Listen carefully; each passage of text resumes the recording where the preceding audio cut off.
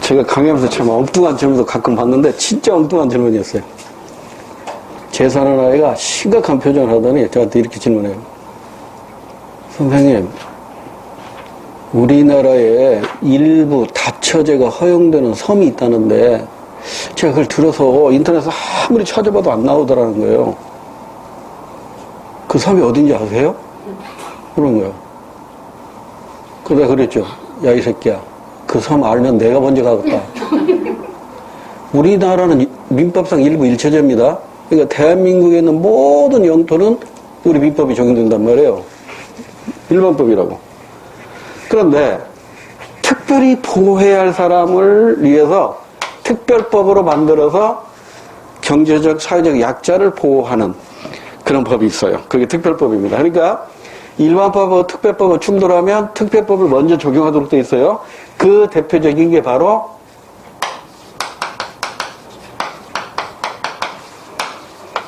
요거죠.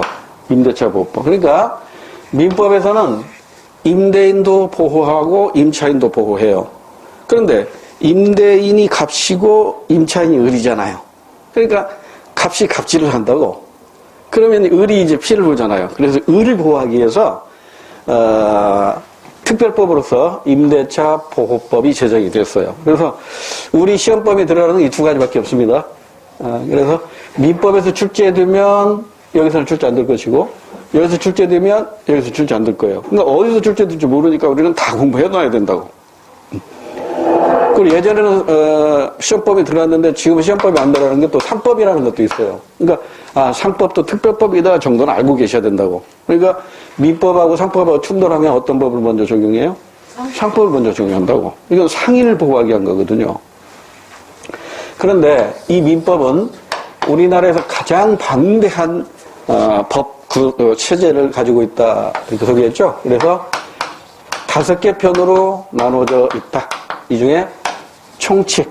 이 총칙은 민법 전반에 걸친 기본 원리를 규정하는 것으로 여기서는 이제 권리 능력, 의사 능력, 행위 능력 등등 권리 능력, 의사 능력, 행위 능력 등등에 대해서 규정하고 있고 권리 능력을 가지는 자를 우리는 뭐라고 해요? 권리의 주체다 이렇게 하죠. 그러니까 권리의 주체란 권리 능력을 가지는 자를 말하는 것이죠. 권리 주체는 뭐가 있어요? 자연인과 법인에 대해서 공부했고 자연인은 출생에서 사망시까지의 보통 사람인데 전부 노출서를 채택하고 있다고 그랬죠. 우리 민법은. 그러니까 태아에게는 권리 능력이 인정이 안 돼요. 예외적으로 태아에게도 권리 능력이 인정되는 경우가 2가지가 있는데 이게 이미 시험 문제 나왔어요. 또 나올 수 있어요. 꽤 오래됐으니까. 2가지 아시죠? 복습해보세요. 법인은 우리 시험법에 들어가지는 않아요. 그런데 우리 시험과 관련해서 이 법인은 이 정도는 알고 계셔야 돼요. 상속 대상은 아니라는 것 정도는 알아셔야 돼요. 상속은 법인에게는 못 해요. 그럼 법인에게는 뭘 할 수 있죠? 유언으로 유증을 할 수 있어요. 유증. 그러면 유언으로 증여하게 될 때 여기서 어떤 문제가 발생하냐면 내가 100억 재산가인데 내 재산을 전부 양로당에다 기부를 했어요. 이게 유증이란 말이에요. 유증? 상속이 아니죠. 그럼 유증을 하면 우리 가족들은 어떻게 해요? 아무것도 못 받잖아요.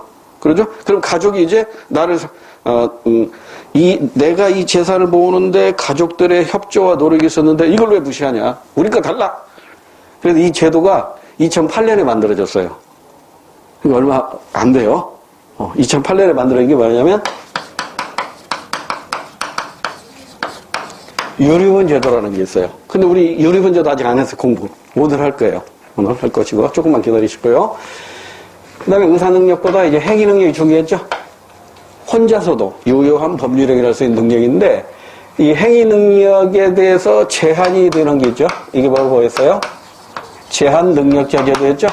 제한능력자는 뭐가 있었어요? 미성년자, 피한정 후견인. 세 번째가 피성년 후견인. 또 설명했었죠. 미성년자는 만 19세 미만, 19세 미만.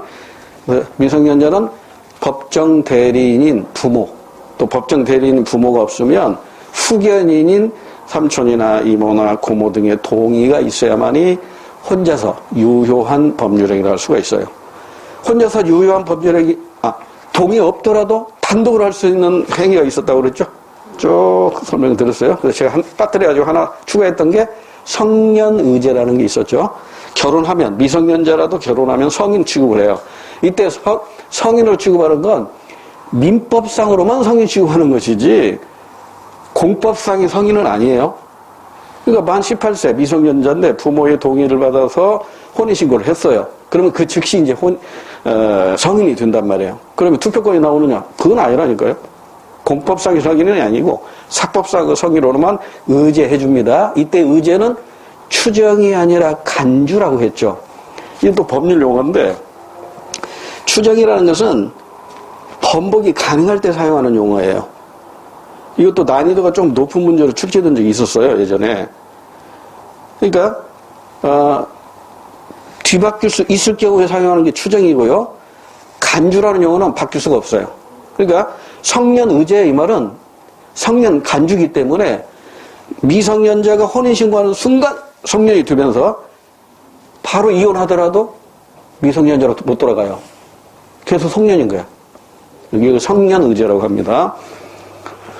그 다음에 이제 피한정 후견인, 피성년 후견인. 이 둘 다 공통점이 뭐죠? 정신적 제약이 있어야 되고요. 그 다음에 법원의 선고가 있어야 됩니다. 피한정 후견인은 행위 능력이 있다, 없다? 행위 능력이 있어요. 피성년 후견인은 행위 능력이 없어요. 그래서 법률 효과가 달라요. 피한정 후견인으로 선고된 사람은 행위 능력이 있기 때문에 어떤 법률행위도 할 수 있어요. 다만 법원에서 정한 법률행위는 후견인의 동의를 얻어야 돼요. 그래서 제가 사례로 말씀드렸었죠. 그걸 잘 기억해 두시면 됩니다.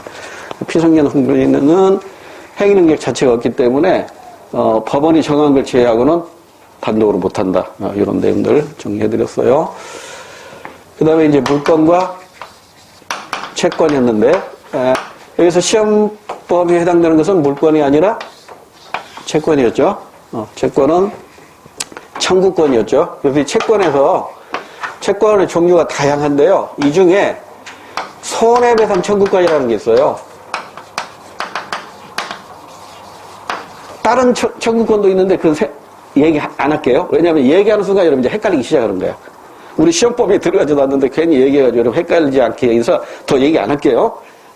손해배상 청구권이라는 채권이 있단 말이에요.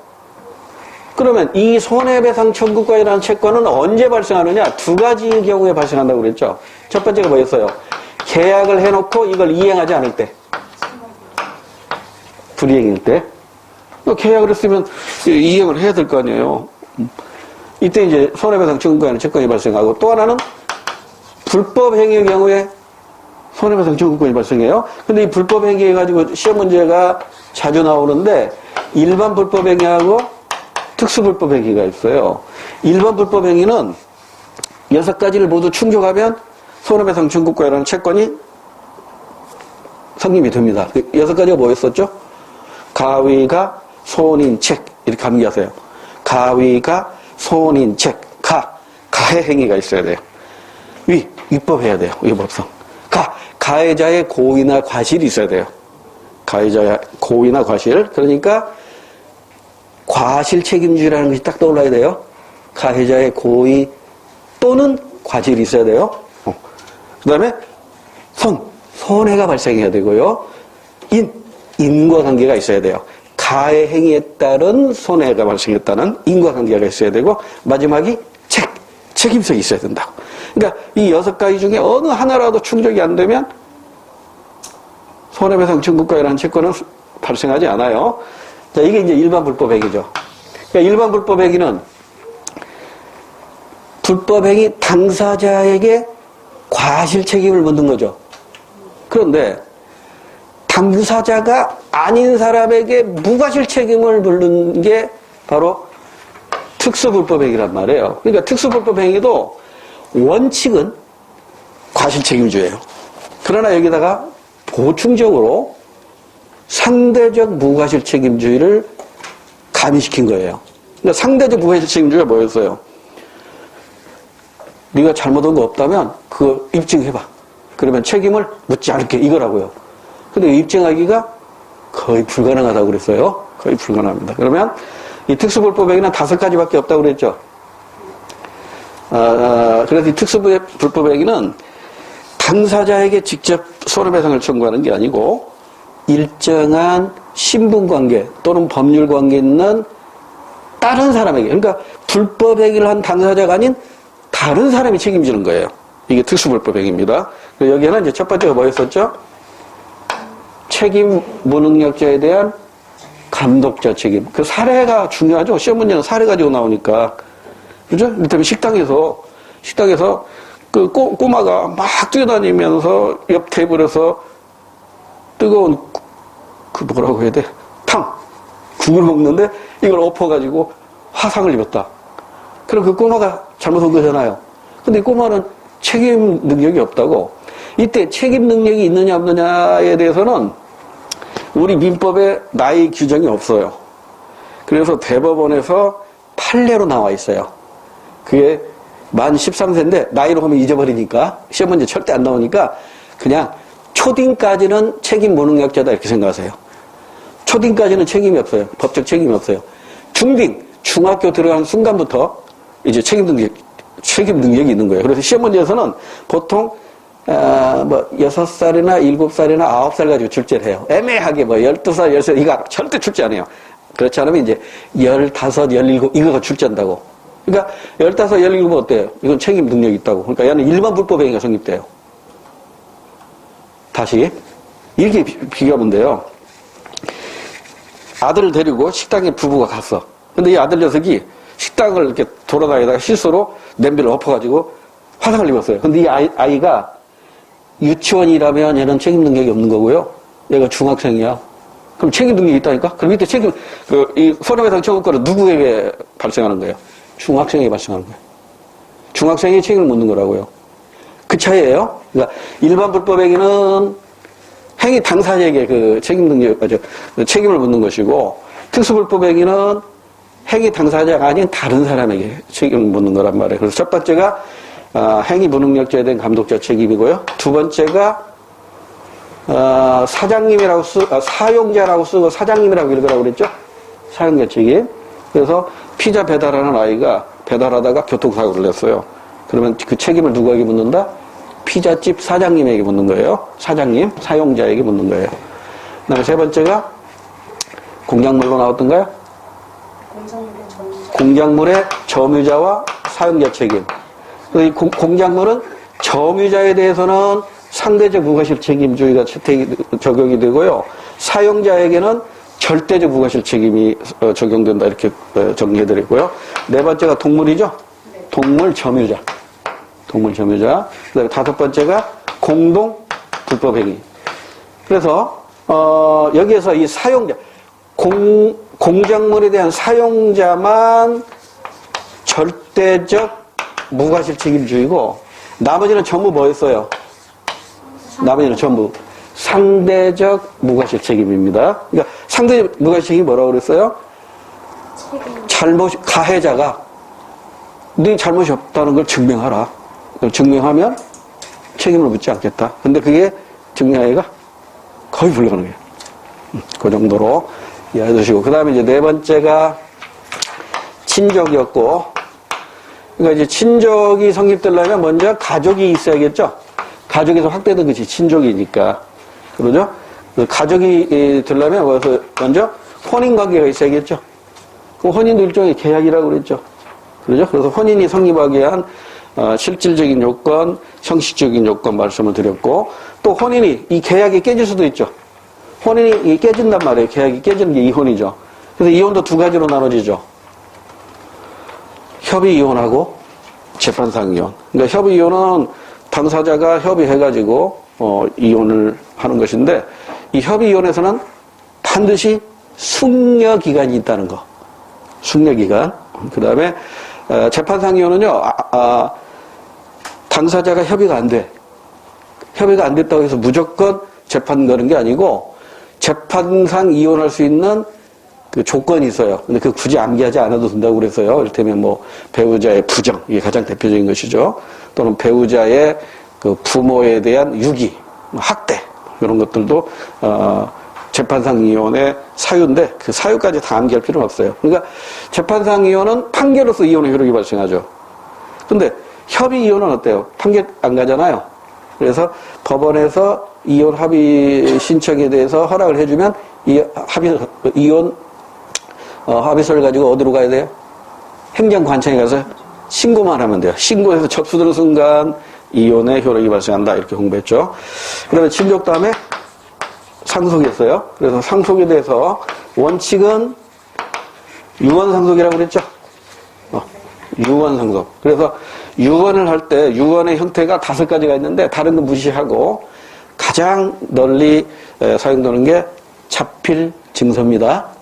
자필증서. 그러니까 자필증서는 자기가 반드시 자기 필체로 써야 됩니다. 유언을. 유언은 몇 살 때부터 할 수 있죠? 17세. 네, 17세. 만 17세부터 유언할 수 있어요. 그러니까 만 17세면 민법상 미성년자라도 유언의 효력이 있다고요. 만 17세면 고등학교 1학년 정도 되잖아요. 어느 학교에서 고등학교 1학년에게 숙제를 냈어요. 유언장을 써라. 심각하죠. 유언장을 써보라는 숙제를 냈다고. 그러면 내가 줄 것을 유언을 쓰는 거야. 근데 유언은 얼마든지 오늘 쓰고 내일 쓰고 모레 쓸 수도 있어요. 제일 마지막에 쓴 유언이 법적인 효력이 있어요. 근데 그 자필 증서는 반드시 자기 필체로 써야 되고 자기가 몇 년 몇 월 며칠 내가 썼다는 것을 이름으로 딱 쓰고 반드시 이게 있어야 돼. 이게 없으면 이 효력이 없어요. 뭐죠? 도장이 있어야 돼. 도장. 도장을 한자로는 날인이라고 해요. 근데 나머지 유언은요. 날인 없어도 돼요. 날인 없어도 돼. 이게 수능에서 시험 문제 나왔다고. 근데 우리 시험은 아직 안 나왔어요. 다시. 도장 찍어야만 효력이 발생하는 건 딱 하나밖에 없습니다. 뭐? 자필증서밖에 없어요. 자필증서. 나머지는 그냥 서명만 해도 돼. 사인해도 돼. 사인. 그 다음에 이제 유언을 남길 여지가 없어서 유언을 남기지 못하는 경우도 있잖아요. 그때는 이제 법정상속으로 들어갑니다. 근데 법정상속, 시험 문제는 유언상속보다 법정상속 가지고 많이 출제를 해요. 그래서 이 법정상속은, 여러분이 제일 먼저 알아야 할 게, 법정상속, 우리 전 시간에 여기 하다가 이거 남겨놓고 못했어요. 유리분. 이거 남겨놓고 못했으니까. 자, 법정상속으로 잠깐 넘어가서,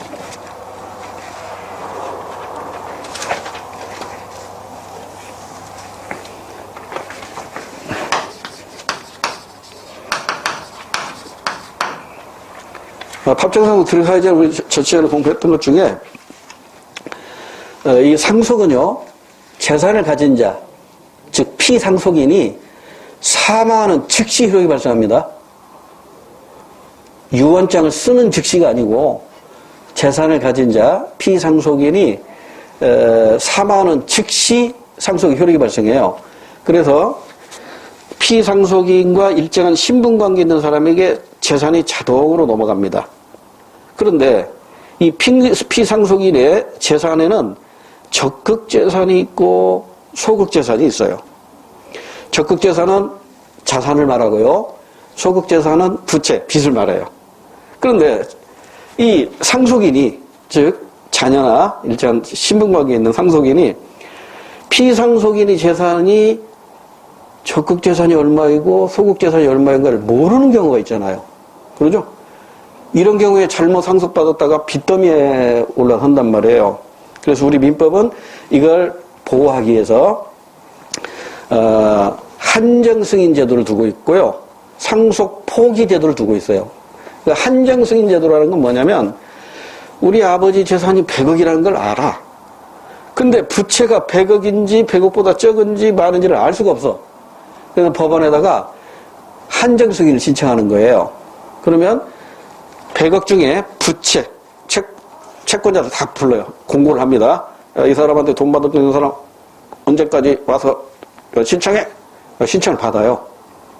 3개월 이내에 신청을 받아가지고 이걸 가지고 이제 다 물론 증거가 있어야겠죠. 차용증이라든가 이런 거 이걸 다 나눠주고 남으면 상속인에게 주고 모자라면 이걸로 땡 하는 거예요. 그냥 비례해서 나눠주고 그걸로 끝나는 거라고요. 이게 한정승인 제도예요. 그 다음에 상속포기는 자산이, 적극 재산이 100억인데 부채가 200억이라는 것이 확실해. 그럼 상속 안 받아야 돼요. 상속 포기 신청하면 됩니다. 그런데 수능에서는 이런 문제도 나왔어요. 상속 포기 신청은요, 각자 해야 됩니다. 각자. 그러니까 배우자와 자녀들이 각자 상속 포기 신청해야 되는데 미처 몰라가지고 또는 외국에서 살다 보니까 재산 포기 신청, 상속 포기 신청을 못했어요. 그럼 그 사람이 덤택 쓰는 거예요. 여러분 알아야 됩니다. 여러분 부모님 재산이 많이 있다면 잘 생각해야 돼요. 빚은 얼마나 있는 거 이것도 알아야 된다니까요. 그래야 내가 상속 포기 신청할 것인지 한정 승인 신청할 것인지 그냥 상속 받을 것인지 이걸 결정해야 되니까요. 자, 그럼 이제 아까 유언 상속이 원칙인데 유언을 남기지 못했을 때는 법정 상속인데 이 법정 상속은요 두 가지를 알아야 돼요. 먼저 순위가 있고 1순위, 2순위, 3순위, 4순위, 4순위까지만 알면 돼요. 4순위, 5순위 뭐 쭉쭉 있는데 1순위 암기해야 돼요. 이건 어쩔 수 없어요. 암기. 직계 비속이 최우속입니다. 직계 비속이라고 봐요. 내 아래 내 자녀들입니다. 아들, 딸. 그 다음에 또 동시에 공동 상속하는 게 배우자예요. 배우자? 그런데 직계 비속이 없어. 그러면 배우자만 갖는 게 아니에요. 비속이 없으면 존속을 따집니다. 존속이니까 나의 부모님입니다. 존속. 그리고 배우자는 또 공동 상속이에요. 그러니까 배우자가 단독으로 상속받는 경우는 직계 비속도 없고 직계 존속도 없어야 돼요. 그러면 배우자가 단독으로 상속받아요. 자, 그 다음에 존비속도 없고 배우자도 없어요. 그러면 형제 자매가 상속을 받게 됩니다. 근데 형제 자매도 없어요. 그러면 사촌 이내에 반계 혈족입니다. 그럼 사촌이 누군가 아시죠? 그러니까 여기 부모가 있고 나가 있어요. 나의 배우자가 있겠죠? 그럼 여기에 자녀가 있다고.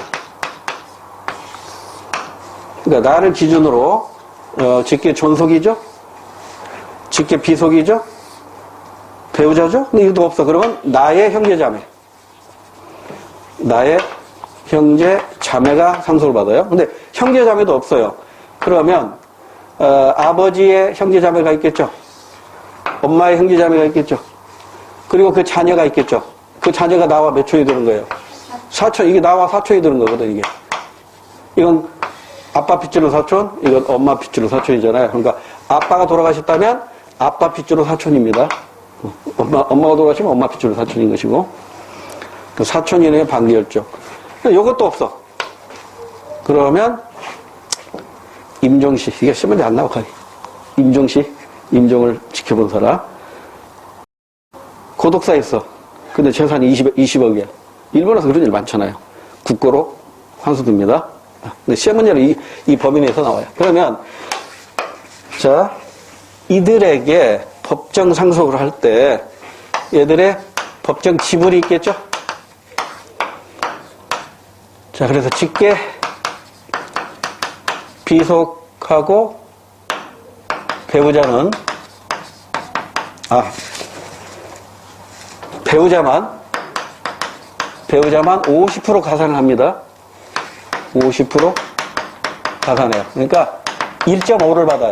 그 다음에 나머지 자녀들은 일씩 받아요. 일씩. 그래서 나중에 우리 그 문제풀이 할 때 좀 나올 거예요. 이번 기출문제 보니까 별로 안 나왔더라고요, 이게. 그럼 앞으로 나올 가능성이 높다는 얘기예요. 국가직하고 지방직에서 이게 별로 안 나왔어요. 그 다음에 아까 얘기한 대로 유언이 없이 법정 상속인데 유증을 하는 경우가 있다고 했죠. 이 유증은 개인한테 할 수도 있고 법인한테 다 할 수 있어요.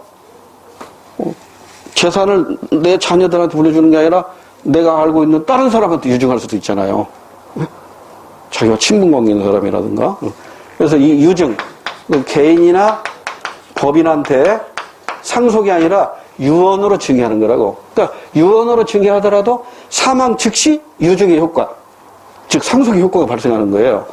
그런데 유증을 하게 되면 어떤 문제가 발생하냐면 피상속인으로부터 재산을 물려받은 이 사람들이 소외되잖아요. 그래서 이 가족들이 내목 달라 이렇게 요구할 수 있어요. 그래서 그게 바로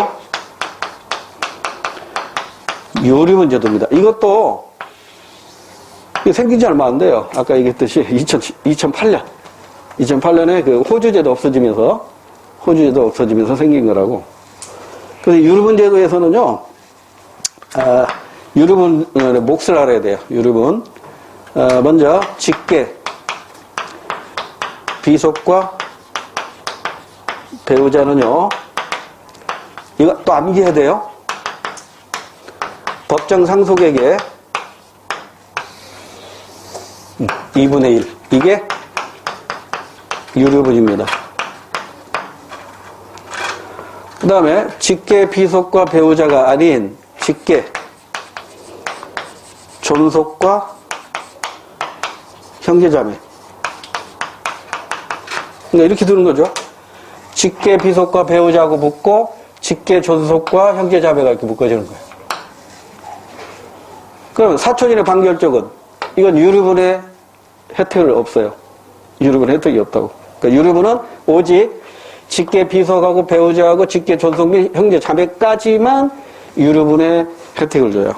그래서 직계, 비속하고 존속하고 형제자매는 법정 상속액의 3분의 1이에요. 자, 이거 암기해야 돼요. 그래야 계산문제 풀 수 있습니다. 이게 유류분 제도입니다. 이 유류분 제도 옛날에는 없었다고. 그러니까 2008년에 우리나라 민법이 지진이 일어난 거야, 지진. 예전에는 여자들한테는요, 이를테면 장남이 1000을 받잖아요. 그러면 출가한 딸은 2를 받았다고. 1000분의 1밖에 안 받았어요. 근데 지금 어때요? 다 똑같이 일찍 받는다고. 언제부터? 2008년부터. 그러니까 2008년에 호주제가 없어지면서 완전히 우리 민법이 그냥 대변혁을 가져온 것이죠. 그 여성 국회의원들이 많이 들어가니까 이런 변화가 있어요. 2008년 여성 국회의원들이 많이 들어가. 2005년에 이 법 개정이 돼가지고 2008년부터 시행이 되잖아요.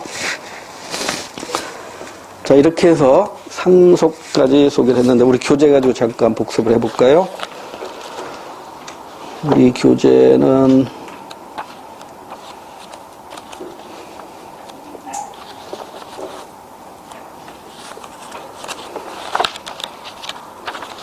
178페이지 민법의 기초 이해해가지고 다 소개했던 거죠. 공법, 사법, 사유법. 이거 제가 그림을 그려서 여러분에게 소개해드렸고요. 그 다음에 민법의 의미와 법원. 자, 법원은 법률 용어지만 쉽게 얘기해서 법의 근원, 법의 얼굴, 법의 존재 형식이라는 거죠. 몇 가지가 있었죠? 3가지가 있었죠. 우리 민법전하고 관습법하고 조리까지 있어요. 판례법은 우리나라에서 인정이 안 된다고 그랬어요. 자, 나머지 오른쪽은 아까 공부했던 내용이니까 복습하시고요. 한 장을 넘기면 민법의 기본 원리, 근대 민법은 3개, 현대 민법은 6개. 정리해드렸죠. 근데 우리 교재 가지고 헷갈리지 마세요. 현대 민법은 3대 원칙이 하니까 이 3가지만 현대 민법 이렇게 생각하면 안 돼요. 근대 민법 플러스 현대 민법 이 3가지 모두 다 현대 민법의 3대 원칙이 되는 거예요. 그러니까 근대 민법의 부족한 부분을 수정 보완한 것이 바로 현대 민법의 3대 원칙입니다. 헷갈리지 마시고. 시험 문제는 주로 과실 책임하고 무과실 책임 가지고 많이 출제를 해요. 자, 오른쪽에 고의와 과실인데, 우리 민법은 원칙이 뭐라고 그랬어요? 과실 책임주의. 과실. 근데 과실 또는 고의 또는 과실이라고 표현하잖아요. 그러니까 고의로 그랬거나 또는 과실로 그러면 그 사람에게 책임을 묻는 게 바로 과실 책임주의입니다. 그 다음에 이제 무과실 책임주의는 과실이 없더라도 그 사람에게 책임을 묻는 게 바로 무과실 책임주의인데, 아까 우리 무과실 책임주의 나왔었죠? 어디서 나왔어요? 특수불법행위에서 나왔잖아요. 특수불법행위는, 자, 일반 불법행위는 과실 책임주의지만, 특수불법행위는 과실 책임주의 플러스 무과실 책임주의란 말이에요. 근데 이때 무과실 책임주의도 절대적 무과실 책임주의와 상대적 무과실 책임주의로 나눠지는데, 우리 민법 전체를 통해서 상대적 무과실 책임주의는 딱 5개밖에 없어요. 입증하면, 잘못이 없음을 입증하면 책임을 묻지 않겠다는 것이 상대적 무과실 책임주의잖아요. 이걸 수능에서는 중간 책임주의라는 말로 시험 문제 나왔어요. 같은 말이에요.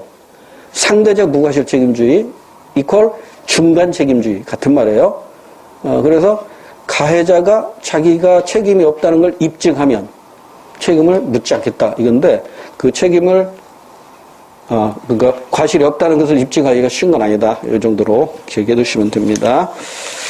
그 다음에 넘어가면 권리능력, 의사능력, 책임능력 다 말씀을 드렸었죠.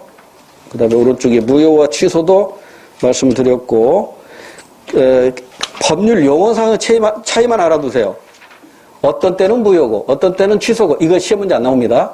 우리 책에 보면 거기 사례가 나와 있죠. 이 사례는 시험법이 안 들어간단 말이에요. 이거 사법시험에서 나오는 것이지 우리 시험에서는 안 나온단 말이에요. 그러니까 무효는 처음부터 효력이 없는 것, 취소는 일단 효력은 있는데 취소권을 행사하는 순간 소급효가 있다 없다? 있다. 소급적으로 처음부터 효력이 없는 것이 되어버려요. 그러니까 취소권을 행사하는 순간 무효가 되는 거겠죠. 그렇게 이해하시면 됩니다. 그 다음에 넘어가서 행위능력도 자세히 설명을 드렸고, 184페이지 제일 밑에 후견인의 능력, 동의권, 대리권, 취소권, 이거 몰라도 돼요. 이건 우리 시험 범위에 해당이 안 되는 거예요. 괜히 이거 가지고 머리 아파할 필요 없습니다. 그 다음에 오른쪽 페이지도 다 말씀을 드렸던 것이니까 참고하시고요. 넘어가서 190조 계약과 불법행위니까 이건 채권에 관한 거죠. 계약과 불법행위 공통점이 뭐예요? 손해배상 청구권이라는 채권이 발생한다는 거예요. 그럼 손해배상 청구권 이후의 채권은 제가 말씀 일부러 안 드렸어요. 헷갈릴 테니까. 그래서 계약을 했는데 채무를 이행하지 않았다. 또 불법행위로 인해서 손해배상 청구권이라는 채권이 발생한다. 그래서 뭐 계약의 성립 조건 쭉 다 소개했던 내용이니까 복습하시고, 한 장을 넘기면 미성년자와의 계약, 단독으로 할 수 있는 거 다 말씀드렸죠? 다시 복습하시고요. 상대방 보호를 위한 것, 취고권, 철회권, 거절권, 취소권, 배제권, 이것도 주로 3가지, 취고권, 철회권, 취소권, 배제의 중심으로 소개를 해드렸고요. 성년 의제도 말씀을 드렸던 거고, 그 아래에 있는 취고권과 철회권은 지금은 무시해도 돼요. 뭐 선의 악이 이런 거 몰라도 돼요. 선의 악이 이런 거 몰라도 되고, 행사의 상대방은 반드시 알아야 됩니다. 취고권의 상대방하고 철회권의 상대방이 다르죠. 네. 그것만 주의하시면 되고요. 그 다음에 다음 페이지에 불법행위 말씀을 드렸죠. 일반 불법행위와 특수불법행위. 일반 불법행위는 불법행위한 행위자 본인에게 책임을 묻는 것으로 반드시 6가지를 모두 충족시켜야 합니다. 가, 위, 가, 손, 인, 책. 그 다음에 오른쪽에 징벌적 손해배상제도, 이게 지금 논란이 되고 있는데 현재 우리나라는 일단 없는 것으로 이해하세요. 우리 민법과 관련해서는 없어요. 징벌적 손해배상제도는 뭐냐면 쉽게 이렇게 예를 들게요. 땅콩 회항 사건 아시죠? 그 조현아인가? 거기 박창진이라는 사무장이 손해배상 청구를 했잖아요. 그러죠? 근데 미국 법원에다가 손해배상 청구를 했어요. 왜냐하면 미국은 이 징벌적 손해배상 제도라는 게 있어요. 이게 뭐냐면 다음부터 또 이렇게 하면 안 돼 해서 엄하게 처벌하기 위해서 그 손해배상 금액을 수백억씩 물게 해요. 그래서 제 기억으로는 400억인가? 400억으로 손해배상하라 하고 미국에다가 징벌적 손해배상 청구를 했는데, 미국에서 이건 너네 나라 법으로 해결해야지 우리 미국 법으로 해결할 것이 아니다, 이렇게 해서 기각을 해버렸어요. 왜냐하면 대한민국 항공기는 그 비행기가 어디 있든지 간에 그 공간은 우리 영토의 연장으로 봐요. 그러니까 우리 보통 그 예전에는 그런 게 유행했었는데 미국 시민권 얻으려고요. 만사가 몸으로 미국 본토나 아니면 괌으로 가요. 괌으로 가다가 급하게 애를 날 수 있잖아요. 비행기 안에서. 근데 그게 다행히 미국 비행기라면 미국 국적을 얻는데 한국 비행기라면 미국 국적 못 얻어요. 왜? 그 비행기 기내는 한국 영토 연장으로 보니까. 그러니까 그래서 결국 땅콩 휴양 사건에서 미국에서 귀가게 돼가지고 한국으로 갔는데 한국에서 징벌적 손해배상이 없거든요. 기껏 해봤자 얼마? 1,000만 원도 못 받았잖아요. 몇백만 원 받고 끝났잖아요. 이렇게 된다고. 그러니까 징벌적 손해배상제도는 지금 도입하려고 하고는 있어요. 국회에서. 근데 아직 도입되지는 않고, 하도급법에서는 이게 도입이 돼 있는데, 지금 우리 민법과 관련해서는 도입이 안 돼 있다. 이 정도로만 알아두시면 됩니다. 넘어갈게요. 특수불법행위 5가지 소개해드렸고, 그 다음에 넘어가서 손해배상, 이것도 후발적 손해, 즉 후유증까지 다 손해배상한다는 것도 소개해드렸고요. 쭉 넘어갈게요.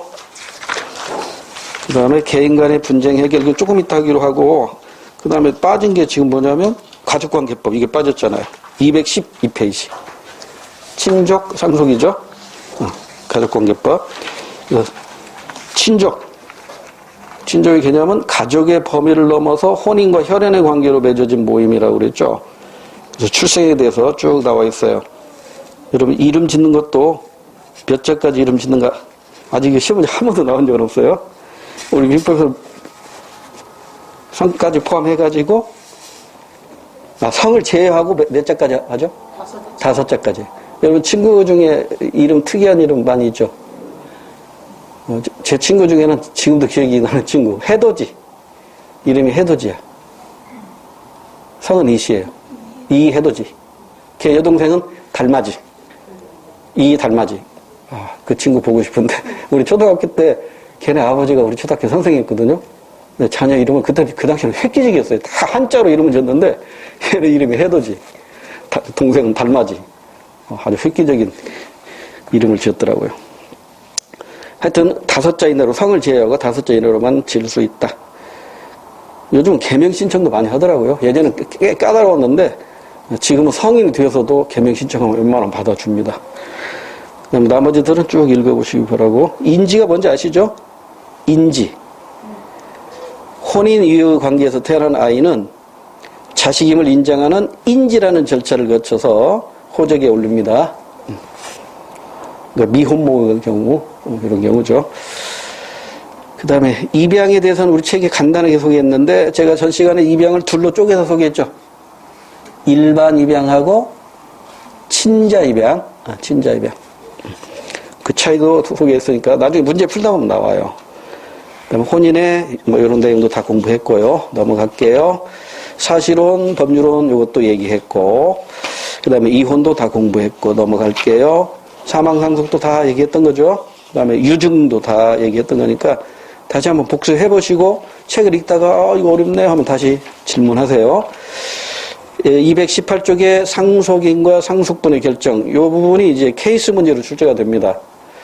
최근에 이제 국가직하고 지방직에서는 거의 안 나오고 있는데 이제 나올 때가 된 거죠. 그러면 다른 시험에서는 많이 나오고 있는데 지금 국가직, 지방직에서 지금 안 나오고 있으니까 출제될 가능성이 매우 높다. 이 사례 문제 대비해야 됩니다. 케이스 문제. 나중에 몇 문제 풀면 돼요. 그 다음에 오른쪽에 대습상속인데 이것도 나중에 문제 풀 때 설명을 드릴게요. 대습상속. 쉽게 얘기하면 이거죠. 이를테면 여기 부모가 있는데 여기 자녀가 있어요. 자녀가 있고 이 자녀가 또 결혼을 했어. 배우자가 있어요. 근데 부모하고 자식이 여행을 하다가 동시에 사망을 했어요. 그런데 이 동시 사망 얘기하면 또 길어지니까 다음에 다시 한번 말씀하기로 하고요. 일단 부모가 돌아가시고 나서 자식이 죽고 나서 나중에 이 부모가 돌아가셨어요. 그러면 이 부모의 재산이 자식으로 가야 되는데 자식이 없잖아요. 그러면 배우자에게 갑니다. 이걸 뭐라고 표현해요? 대신 받는다 이런 뜻이에요. 대습상속입니다. 그래서 여러분 책 읽다가 또 헷갈릴 것 같아서 오타가 하나 있더라고요. 대습상속은 사례에서 밑에서 두 번째 줄 보면 Y의 직계비속이 있다면 XY는 백부, 백모인, 백모를 고모로 바꾸세요. 백부는 큰아버지, 백모는 큰엄마거든요. 백모가 아니라 고모로 바꾸세요. 고모. 그러고 나서 한번 읽어보세요. 이해될 거예요. 자, 동시사망. 다른 건 모르더라도 동시사망하면 상속관계는 성립되지 않는다. 이 정도만 알아두세요. 다시. 동시사망은 두 사망자 간에는 상속관계가 성립되지 않는다. 이 정도만 알아두세요. 나중에 문제풀이 할 때 상세하게 소개해드릴게요. 그 다음에 그 아래 계산 문제 한번 복습해보세요. 나중에 우리 문제 풀 때 나오니까요. 넘어갈게요. 그 다음에 부동산 관련법 들어가기 전에 다시 앞으로 와서 개인 간의 분쟁 해결인데 204쪽입니다. 개인과 개인 간의 다툼이 일어났을 때 가장 이상적인 것은 서로 조금씩 양보해가지고 타협으로 해결하는 거겠죠. 근데 인간이 감정을 앞세우다 보면 이 타협이 안 돼요. 그래서 최종적으로는 소송으로 갑니다. 법정에 간단 말이에요. 근데 이 민사소송은요, 이게 짧아야 10년이에요. 대법원까지 가면. 근데 이겨도 남는 게 없어요. 변호사면 좋은 일 생기는 겁니다. 그래서 웬만하면 민사소송은 안 하는 게 좋아요. 서로 타협해가지고 조금씩 양보해서, 좀 손해보더라도 양보하는 게 차라리 나아요. 그래서 이제 소송까지 가기 전에, 그 간편한 절차가 있는데 세 가지가 시험범에 들어가요. 우리 교재 잠깐 볼게요. 204페이지. 내용증명 우편제도라는 게 있고, 민사조정제도라는 게 있고, 소액사건 심판제도. 여기서 하나 또 수정합시다. 소액사건 심판제도에서 2천만 원 초과하지 않는 금액 2천을 3천으로 바꾸세요. 이것도 법이 개정되어서 2천이 아니라 3천만 원까지. 3천만 원을 친구한테 빌려줬는데 안 갚어? 그러면 정식 소송 가지 않고 그냥 한 번에 심리로 해결이 됩니다. 이게 소액사건 심판제도입니다. 자, 내용증명 우편제도 많이 들어보셨죠? 친구한테 돈을 빌려주는데 안 갚아. 그러면 친구한테 네가 나에게 언제 얼마 빌려갔는데 지금 약속으로는 언제 갚기로 했는데 지금까지 변제를 안 하고 있다. 언제까지 갚아라. 만약 그렇지 않으면 법적인 절차를 받겠다. 이렇게 경고 보내는 거예요. 미리 보내는 거. 그러니까 세 통을 써야 돼요. 세 통 써가지고 한 통은 그 친구한테 보내고요. 한 통은 우체국에서 증거로 남겨놓고 한 통은 내가 나한테 돌려줘요. 내가 가지고 있는 것이죠. 그래서 이걸 기초로 해서, 그러니까 시험 문제에서는 어떻게 출제가 되냐면 내용증명 우편을 보내면 그것은 사실관계로 확인된 것이다. OX. X입니다. 상대방에서 내가 언제 그 돈 관련해 다시 내용증명이 올 수도 있어요. 그럼 이제 재판 들어가야 되는 것이죠. 그러니까 내용증명 우편이 사실관계를 확정하는 건 아니라는 거 기억해 두시고요. 그 다음 민사조정제도는 민사법원에 조정위원회가 있습니다.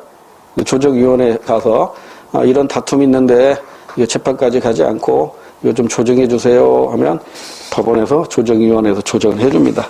그럼 이 조정에 따르면 문제는 간단히 해결되는데 조정에 불만 있는 사람이 있겠죠? 그럼 이제 소송 가는 거예요. 그러니까 이게 간편한 분쟁 해결 절차가 있고 이걸로 해결이 안 되면 결국 소송 가는 거예요. 그 소송은 한 장을 넘기시면 절차가 쭉 나와 있죠. 근데 여기 별로 시험 문제 낼 게 없어요. 그래서 이 절차법 가지고는 주로 어디서 시험 문제 내냐면 형사소송 가지고 주로 출제를 해요. 민사소송에서는 별로 시험 문제 낼 만한 게 없어. 다만 요거 하나는 기억해 두세요. 민사소송에서 가장 시험 문제 많이 언급되는 건 뭐냐면 가압류나 가처분제도입니다. 그러니까 이를테면 아까 제가 친구한테 5천만 원을 빌려줬어요. 근데 친구가 돈을 안 갚아요. 그럼 내가 내용증명 보내겠죠. 그럼 친구도 내용증을 나한테 보내거나 자기가 생각하는 거 다르면 내용증을 보내거나 아니면 어떤 답변이 올 거 아니에요. 근데 여전히 안 갚아요. 그럼 이제 소송에 들어가야 되죠. 근데 소송에 들어가는 순간 그 친구가 가지고 있는 재산을 다른 데로 빼돌릴 수가 있단 말이에요. 그럼 내가 승소하더라도 상대방이 재산이 없으면 받을 길이 없단 말이에요. 그러니까 친구의 재산을 다른 사람에게, 이를테면 이혼, 위장 이혼할 수도 있고, 친구에게 합의해가지고 소유권을 넘길 수도 있고, 그렇단 말이에요. 친척에게 넘길 수도 있고. 그런 경우는 또 이걸 또 다른 재판을 통해서 이게 통정에 의한 허위 표시라는 걸 또 입증을 해야 되니까 복잡해진단 말이에요. 그러니까 미리 차단하기 위해서 재판 들어가기 전에 가압류부터 거는 거예요. 이 친구의 재산에 대해서 압류를 해 주십시오 하고 법원에다가 가압류 신청을 해요. 그럼 법원에서 그 가압류 결정을 하겠죠. 그럼 그 가압류의 결정에 대해서 불복을 하면 그 친구가 이거 잘못된 거예요. 불복하면 이제 결정해 주셨는데 법원에서 결정을 안 해줬어요. 그러면 고등법원으로 가겠죠. 이걸 우리는 뭐라고 한다고 그랬어요? 항고라고 하는 거예요. 항고. 그 다음에 대법원가로 가면 재항고가 되는 것이죠. 그래서 가압류, 가처분 차이는 몰라도 돼요. 현금을 빌렸느냐, 물건을 빌렸느냐 가지고 구분하는 건데, 우리가 현금 많이 빌려주잖아요. 그러면 이제 현금 빌려주고 돈을 안 갚아? 그러면 물건에다가 가압류를 해버리는 것이죠. 근데 가압류는요, 재판 들어가기 전에 하는 게 효과가 있지, 재판 들어가고 나서 하면 효과가 별로 없어요. 미리 빼돌릴 수도 있으니까요. 그래서 재판이 진행되는 과정에서도 가압류할 수 있지만, 가압류는 재판에 들어가기 전에 미리 하는 게 효과적이다 정도로만 알아두시기 바랍니다. 한 장을 넘기면 다른 분쟁 해결 방안, 협상, 조정, 중재, 이거 몰라도 돼요. 이건 차라리 저쪽 뒤에 가면 노동법에서 조정, 중재 이런 내용이 나와요. 긴급 조정. 거기에서 주로 출제가 되니까 여기는 지금 무시해도 되고요. 넘어가 볼게요. 가족관계법 아까 얘기했고, 이제 부동산으로 넘어가니까 이제 임대차와 관련된 법입니다. 224페이지 부동산 관련법인데, 우리 민법에 보면 물건이라는 게 있어요. 물건.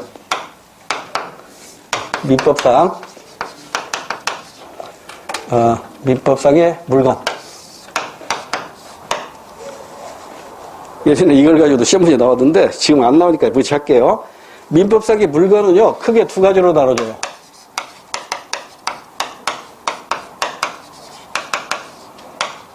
동산과 부동산으로 나눠져요. 근데 우리 민법에서는요, 부동산을 어떻게 표현하고 있냐면, 토지 및 그 정착물이 부동산이에요. 그러니까 토지와 거기에 정착된 물건, 대표적인 게 건물이겠죠. 또는 수목, 나무겠죠. 이런 거에 부동산이에요. 그러면 동산은 뭐예요? 부동산 이외의 물건 하면 이게 전부 동산이에요. 그래서 이 동산과 부동산의 법률 효력 발생 시기, 그러니까 물권, 변동, 효력 발생이 달라요. 동산 물권, 변동, 효력 발생 시기가 달라요. 동산은요, 점유를 옮기면 돼요. 이걸 인도라고 해요. 그런데 부동산은 인도할 수가 없죠. 점유를 옮길 수가 없잖아요. 그렇죠? 그래서 서류상으로 소유권 변동, 물권 변동을 표시합니다. 그걸 우리는 등기라고 해요. 등기. 그래서 우리 시험법에는 부동산만 시험법에 해당이 돼요. 동산은 시험법이 안 들어가고요. 그래서 이 등기는 어디다 하죠? 법원에 합니다. 법원이 없는 동네에는 따로, 법원이 없는 지역에는 등기소라고 해서 따로 그 관청을 두고 있는데, 이 등기 서류를 보면 등기부, 등본이라고 하죠. 등기부 등본은 누구나 열람할 수 있습니다. 요즘은 인터넷 시대라 그 대법원 홈페이지에 가면은 700원인가요? 700원만 주면 누구든지 그 열람할 수 있어요. 그러니까 여러분이 집을 살 때나 또는 전세 계약을 할 때나 제일 먼저 해야 할 것은 이 집의 집주인이 누구고 그 집에 저당 잡힌 저당권이 설정되어 있나 이런 것들을 반드시 확인해야 된단 말이에요. 그래서 이 등기부등본은 누구나 다 열람이 가능해요. 집주인의 동의도 필요 없어요. 내가 하고 싶으면 하는 거예요. 그래서 이건 3개로 구성이 되어 있어요. 갑구, 을구, 표제부가 빠져.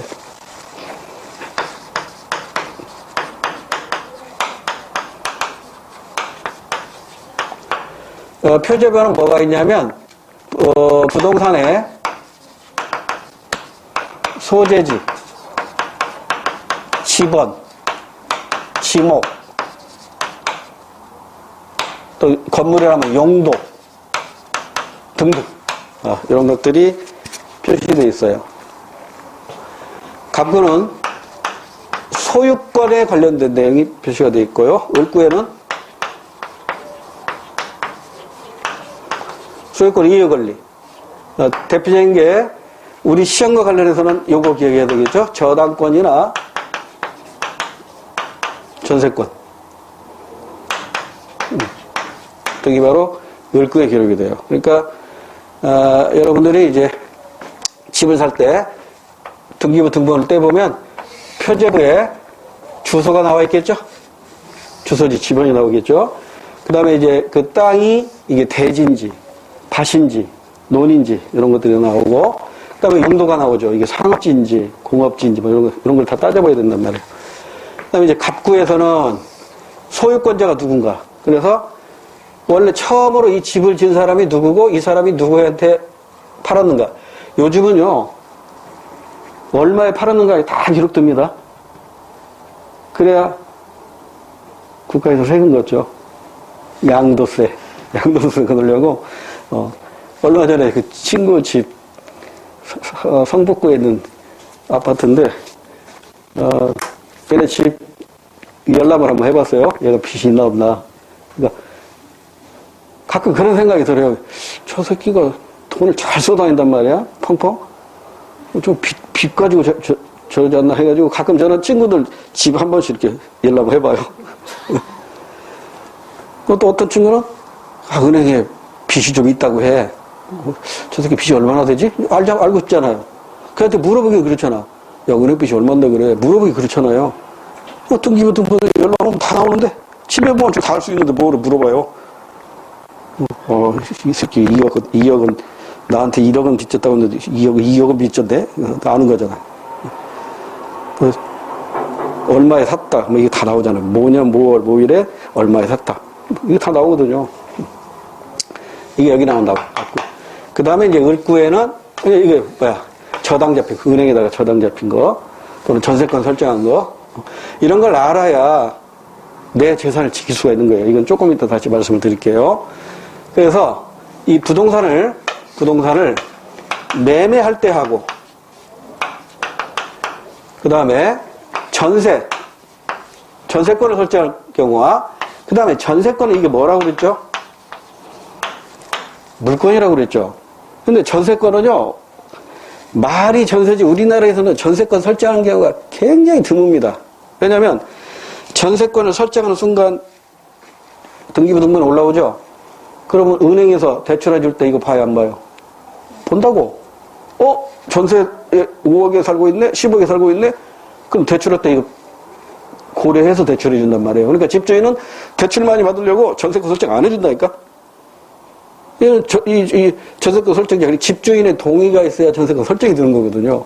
그러니까 우리가 보통 말은 전세지만 대부분 뭐로 가요? 임대차로 간다고. 그럼 임대차는 뭐예요? 이건 채권이라고. 돈을 빌리고 빌려 쓰는 것과 마찬가지로 집을 빌려주고 빌려 쓰는 거야. 여기에 대한 권리가 임대권, 임차권이라고. 집주인이 가지고 있는 게 임대권이고 빌려 쓰는 사람이 임차권이라고. 그러니까 임차권은 채권이니까 전세권하고 싸우면 누가 이긴다고 그랬어요, 항상? 전세권. 백전백승이라고 그랬어요. 물권이. 그러니까 여기 전세권이 딱 설정되어 있으면 그 다음에 임차권 들어가봤자 얘한테 깨진다니까? 그러니까 이런 집 들어가면 안 된다고. 근데 이게 안 해주잖아요. 그리고 이제 임차권 들어가는데, 임차권은 등기부에 나와, 안 나와? 안 나와요. 특별한 경우 아니면 안 나와. 나오는 경우가 있는데, 그건 이제 차후의 일이고, 예외적인 일이고, 근데 임차권은 이게 임대차, 임차권. 더 정확히 말하면 임차권이죠. 임차권. 그래서 이제 물권과 채권으로 나눠지는데, 이 임차권은 채권이기 때문에 이들을 보호하기 위해서 임대차 보호법이 만들어진 거예요. 그래서 우리가 공부하는 임대차 보호법의 기본만 알면 되고, 여기에 임대차 3법이라는 게 이번에 새로 국회에서 통과가 됐어요. 근데 이거는 우리 시험법에는 직접 만들어 가는데, 하나 기억해 둘 만한 게 있어요. 이건 시험 문제 나올 수 있으니까. 임대차,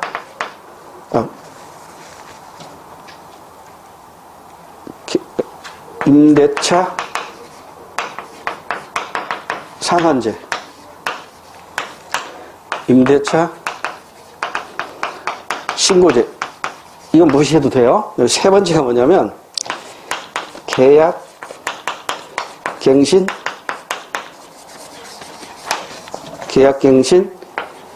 청구권이에요.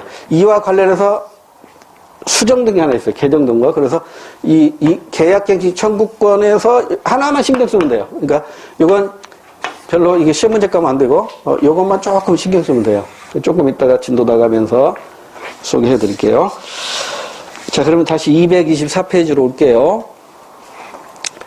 자, 등기의 의미, 공시. 밖으로 밝히는 것이죠. 그래서 이걸 공시의 원칙이라고 그래요. 그래서,